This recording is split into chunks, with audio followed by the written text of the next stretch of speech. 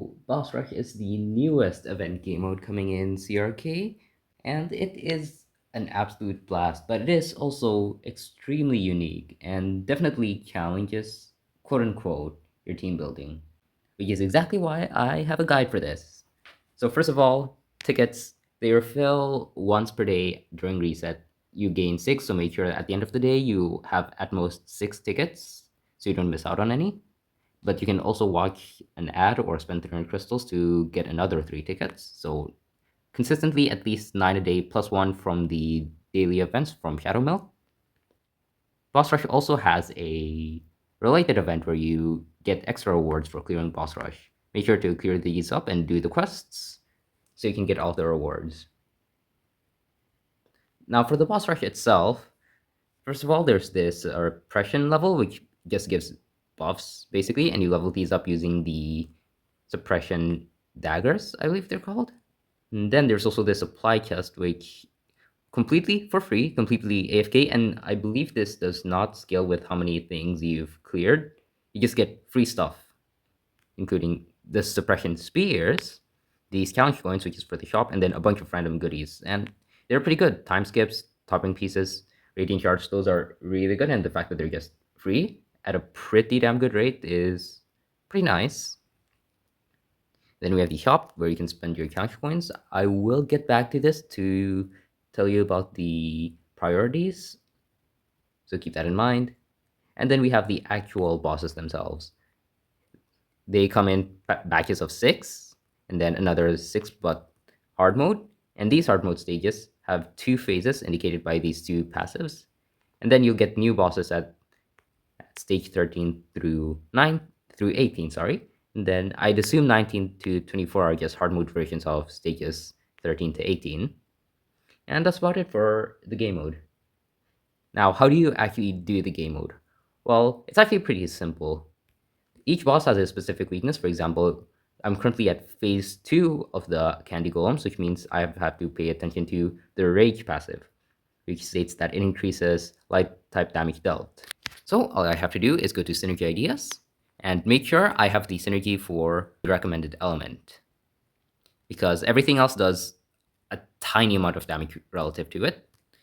But then, okay, I'm doing some other stuff here because this is my Epics only account, but normally just pick whatever you think will have the highest impact for damage. Survivability isn't really an issue. So stuff like Star Coral and Elder Fairy, let's say if there were better defense type damage dealers, then you would remove them for that.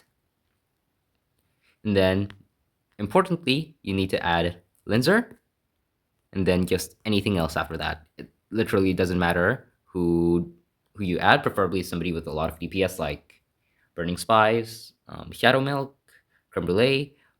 But as long as you have linzer, you are completely fine. Also, try to give linzer some attack speed and cooldown subs, as it makes it easier for you to just spam everything, and if she has 7 stacks already when she comes off cooldown.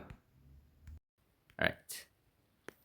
So the whole gimmick of Boss Rush is these synergies, which if you get 5 to 6 cookies that match specific types, you get massive bonuses, and that sets your floor up insanely high.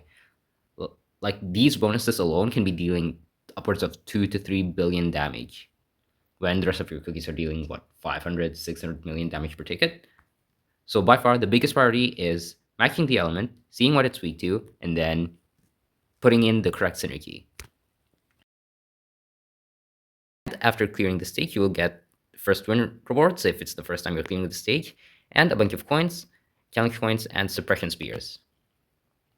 Now, here's something interesting. For clearing hard mode stages, you get 600 spears, 600 coins, and 40k regular coins. But if you clear regular stages, you only get 300 of each and half the coins.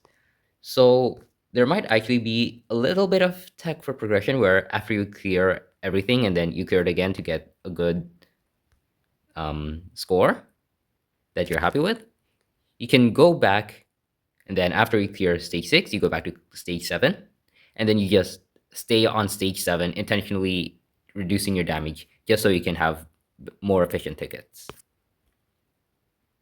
Now for the scoring, whenever you clear a boss, you will gain points depending on how fast you clear it.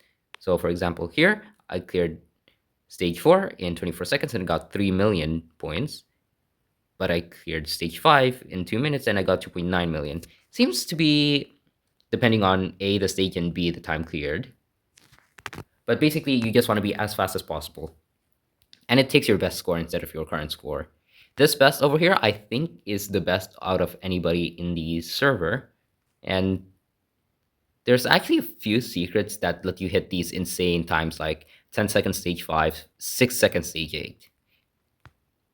So for these teams specifically, you need to make sure you read every boss carefully, because if you read stage 5, it says, yet bravery is this boss's greatest weak spot. So none other than Ginger Brave himself. He summons giant versions of every ancient. So yeah, that happens.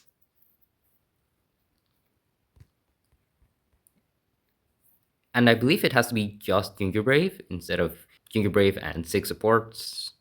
Same thing for stage 8. It's specifically your first friends in the kingdom might help, and they get insane buffs. Like, look at this damage real quick. Yeah, I don't want to know how high that attack up buff is. Goddamn.